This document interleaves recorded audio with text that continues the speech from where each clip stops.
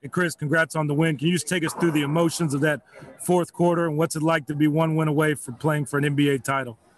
Man, it was a lot. It was a lot. It's emotional. It was loud. Tired. A book filed out. I didn't even realize it. But it's just how our team been all year long. You know what I mean? Showing that grit and fighting and staying together. Next up is going to be Rachel Nichols with ESPN, followed by Ramona Shelburne. When you look at the difference between winning and losing in a lot of these games, it's so tiny. What do you think it is about your team that when the margin is so razor thin, you guys are getting all those little tiny edges? Just poise and the togetherness. You know, that ball can bounce either way.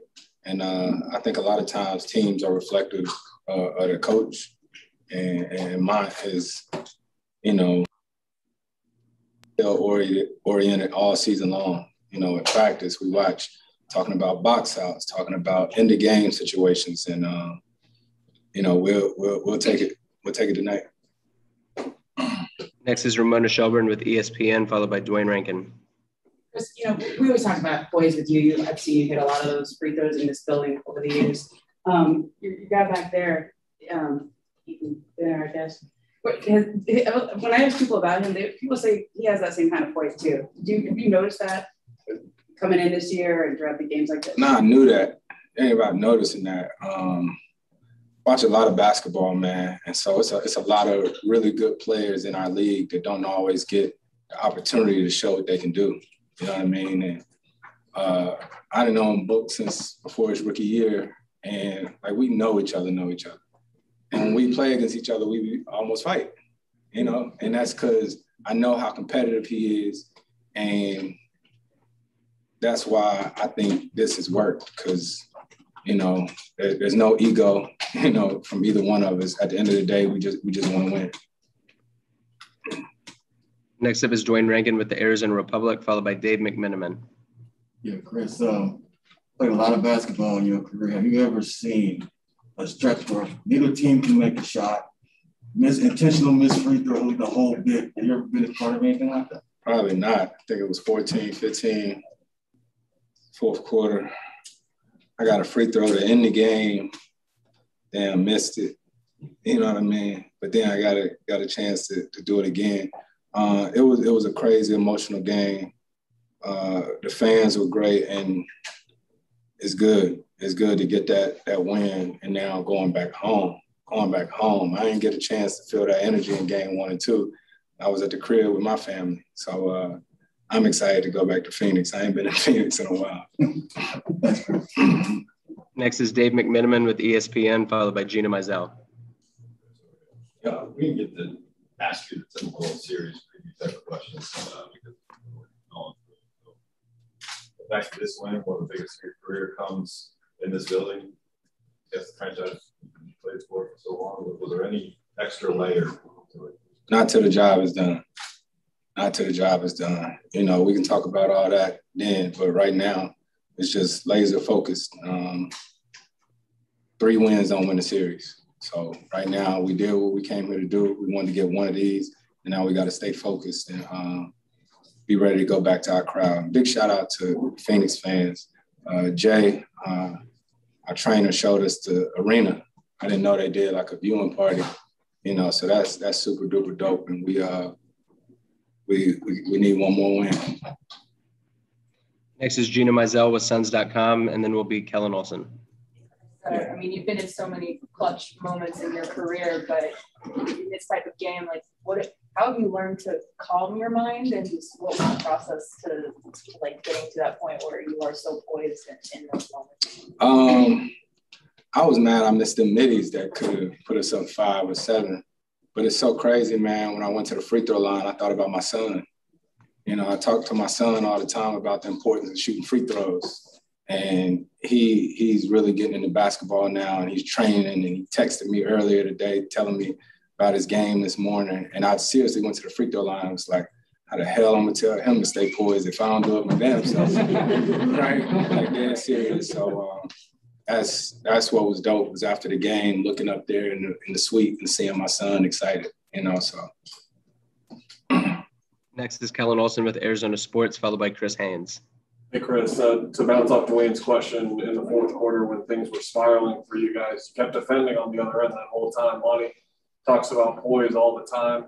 Did you feel like that really shined through in those moments when you guys were able to quickly? Absolutely, man. DA and the way he was in there battling, getting rebounds, and Jay got a big steal down there when I think they hit Zubac, and I was like, dang, he about to get a dunk. And then the ball just magically appeared, you know. So that's trust. That's it's a lot, man. It's been an emotional year for everybody, not just our team, but especially our team, guys, family things, and all this. So it's definitely been a process, and we having fun. Next is Chris Haynes with Turner, followed by Melissa Rowland. Chris, you said the job isn't done. A few years ago, you've been in this position where you were one win away from getting to the finals. With that in your background, is there a new perspective that you have since then with this new opportunity that you have? Everything happens for a reason. You know, everything happens for a reason. Don't dwell on things you always remember. You know, but I'm here now, excited about this opportunity, and all I can worry about right now is Game 5. Next is Melissa Rowland with Fox Sports, and then Mark Medina. Hey, Chris. You alluded to this earlier, but how much of a difference did DA's defensive presence make for you guys tonight? Man, shoot around this morning, DA told me, he said, "See, you stay out there. I got all this in there, in here." You know, and I said, "All right, big fella, you got it. You got it." And to see his growth, man, I get goosebumps. Seriously, man. We done had some heated conversations this season, especially earlier in the season. But, man, I genuinely love him. You know what I'm saying? The person that he is, and to see everything that's coming to him, national audience getting to see who he is and why he was the #1 pick. I couldn't be happier for him. Final two questions are Mark Medina with USA Today and Dan Woike. Hey, Chris, good to see you. On that note about DeAndre, before you joined the Suns, what were your impressions of his game from afar? And you mentioned that he had conversations with this. Might be dating myself a little bit, but I coached against DA. Yeah, my AAU team CP3. I coached against DA in the EYBL. You know what I mean? So that was sort of my experience. You know, we smacked him one time, and then one time he got at us. But, you know, didn't know much about him, and I just had to try to build a relationship with him. And to see where we are now, like I said, it's been a journey, and I'm happy we all doing this together. Final question is Dan Woike with the LA Times. Chris, it's okay. You've seen some pretty weird stuff in the playoffs. What has it been like watching your team handle the .9 game with the lob, watching you guys kind of navigate a pretty crazy fourth quarter right now? And what does it say about a team that's never even been in this position largely? Says a lot, man. Says a lot. Still, like I said, we got a ways to go, but everybody always talks about, oh, it's a young team. It's a young team. I think back to when I first got into the playoffs, sometimes it's best like that because you just hooping. You know what I mean? You ain't thinking about all this and that. And we got a young team, but with some old souls, especially Book. He like an old man. He the oldest 24-year-old I ever met in my life. You know what I mean? You see him with his old schools and all that. The biggest thing, he know the game. He know the game. He watch every game every night just like me. And so, you know, it's cool to be on this journey with Mikal Bridges, all this campaign who've been unbelievable. We just next man up type of team.